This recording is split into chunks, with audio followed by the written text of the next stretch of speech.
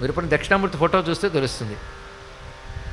ఈ మధ్య దౌర్భాగ్యం ఏంటంటే ఒక చోటకి వెళ్ళి ఆదిశంకరుల చిత్రపటం చూసి ఈయన బాబావా లేకపోతే రాఘవేంద్ర స్వామి అని అడిగట్టండి. ఆవిడ ఎంత దౌర్భాగ్యం అండి. ఆదిశంకరులు కూడా తెలియకపోతే బతికి ఎందుకండి తెలుసుకోండి. ఇక్కడ ఆదిశంకరులు తెలుసుకోవాలి, మన గురువు ఆయన అని పరిశీలించండి, ఒక్కొక్కటి తెలుసుకోండి.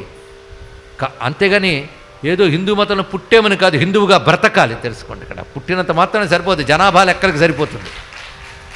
అందుకే we have to be practising Hindus తెలుసుకోండి.